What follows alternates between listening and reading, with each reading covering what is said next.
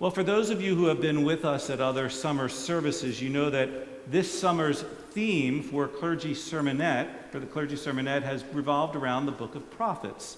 Each clergy member has taken a prophet and shared some wisdom of that prophet. So I wanted to do something just a little bit different on this Shabbat, because this Shabbat has a special name. It's called Shabbat Nachamu. It occurs on the Shabbat immediately following Tisha B'Av, the 9th day of Av, which, as you know, is this week. That's the memorial to the destruction of the temples in Jerusalem. It's recognized as the saddest day on the Jewish calendar.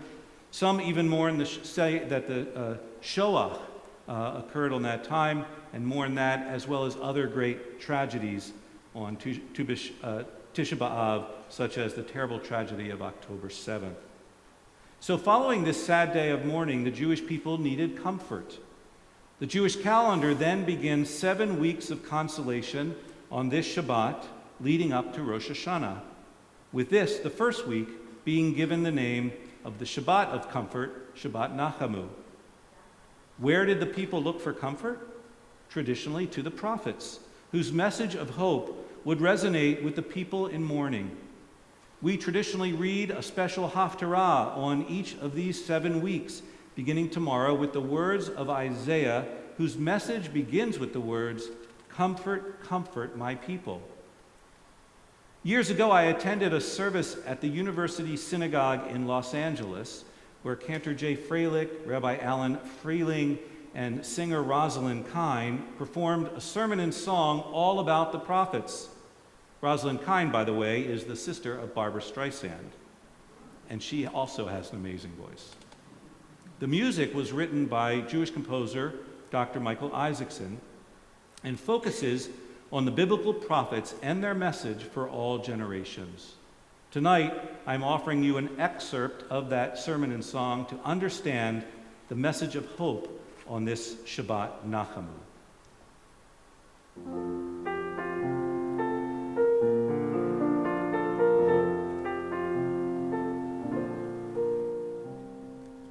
I will be your God, and you shall be my people.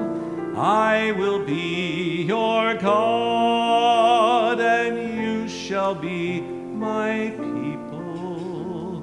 Hine yamim ba'im, behold, days are coming, Ne'um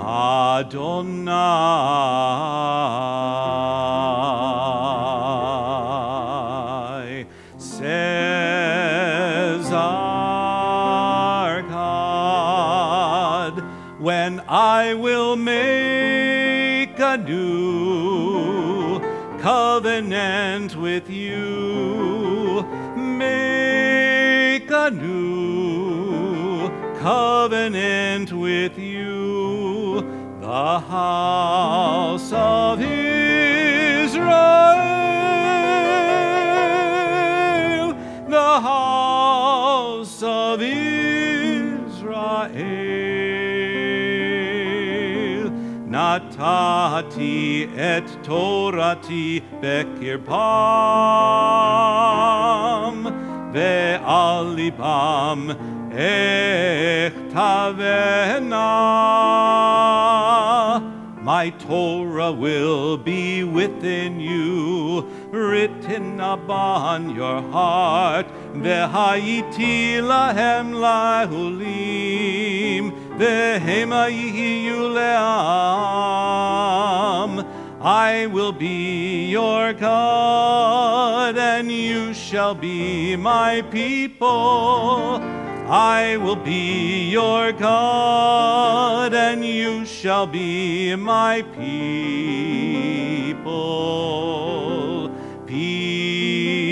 People, the house of Israel.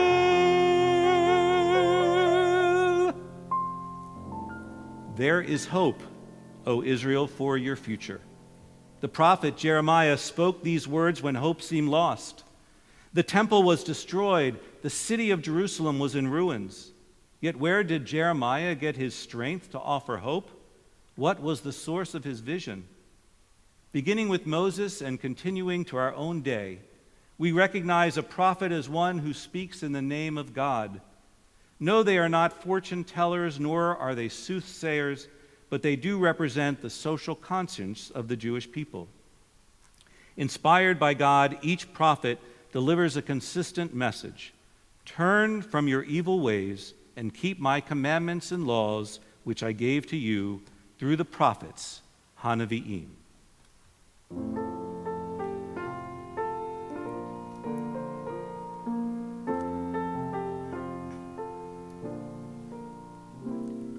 Shuvu midarchechem araim, turn from your evil ways. Shuvu midarchechem araim, turn from your evil ways.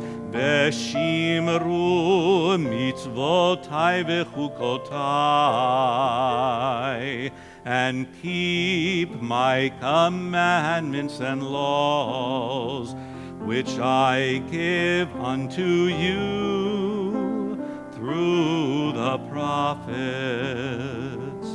Hanevi'im.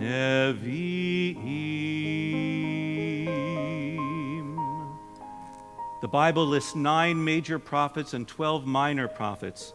Scholars also add Moses to that list of prophets. These are Hanavi'im, the prophets.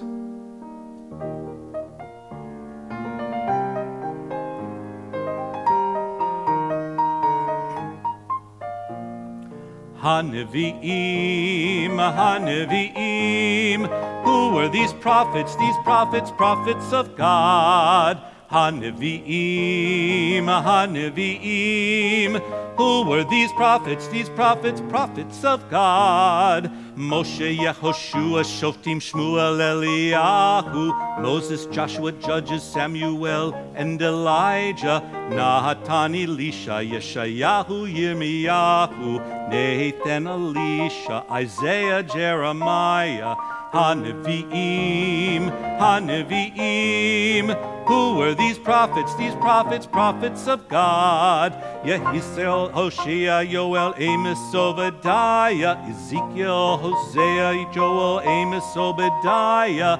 Yonah, Micah, Nahum, Habakkuk, Zephaniah, Haggai. Jonah, Micah, Nahum, Habakkuk, Zephaniah, Haggai. Zechariah, Malachi. Zechariah, Malachi. Hanavi'im, Hanavi'im.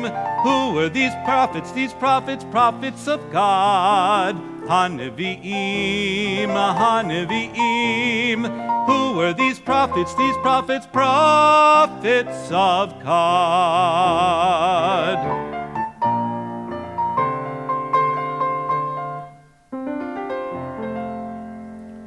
While the prophets claim to have direct communication with God, they express themselves in accordance with their own social experiences and temperaments.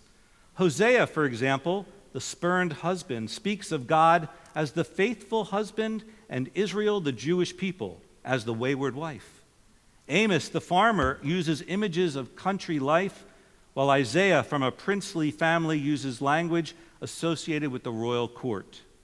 Their words were not merely dictated by God. Each prophet was given a divine glimpse of eternal, perfect truth, and each expressed it in a unique way. The prophets warned the Israelites against backsliding into selfish and uncharitable modes of behavior. Dark images of gloom pervade many of the sayings. Amos and others rail against hypocrisy. They quote God as saying, I despise your feasts, and I will take no pleasure in your festival gatherings. Even though you bring me offerings, I will not accept them. Take away the noise of your songs. I will not listen to the melody of your lyres. But, Amos said, let justice well up as waters and righteousness as a mighty stream. So what is it we need to do? Are our prayers enough? The prophet Micah says, how shall we stand before God? He answers, to do justly, to love mercy, and to walk humbly with God, to bow before God. Then shall your name be revered. The prophets say our mandate is clear, our future is secure, that by loving each other and showing compassion to those who require it most, by pursuing righteous action, tzedakah, we are given the vision of a world at peace with itself, a world where the wolf shall dwell with the lamb, and the leopard will lie down with the kid, said Isaiah. And the prophet Hosea said, on that day I will make a covenant for Israel with the beasts of the field, and with the birds in the air, and with the reptiles on the ground. And the bow, the sword, and the battle will I wipe out of the land, and I will enable you to lie down in safety.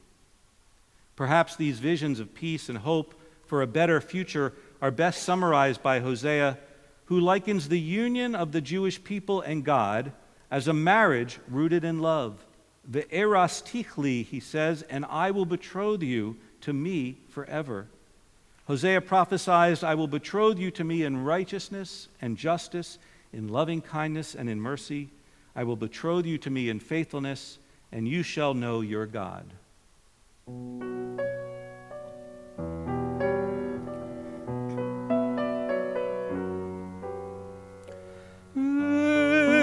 Ve'eras tichli, le'olam, le'olam. Ve'eras tichli b'tzedek u'b'mishpat u'b'chesed u'b'rachamim. Ve'eras tichli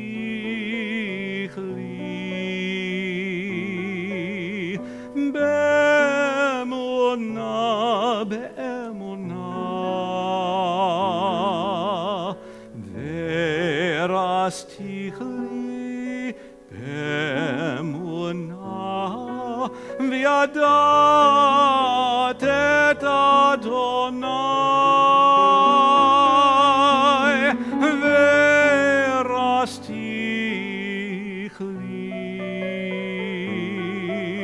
le'olam, le'olam. Ve'eras tichli le'olam, ve'yadat et Adonai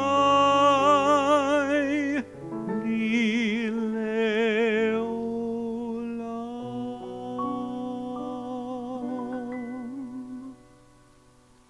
On this Shabbat Nachamu, this Shabbat of comfort, where the prophets offer us that comfort and hope for the future, we reaffirm this covenant based upon Torah, to do justly, to be comforted by embracing their hopeful vision of a world at peace. This is our legacy told to us by the prophets, Hanaviim.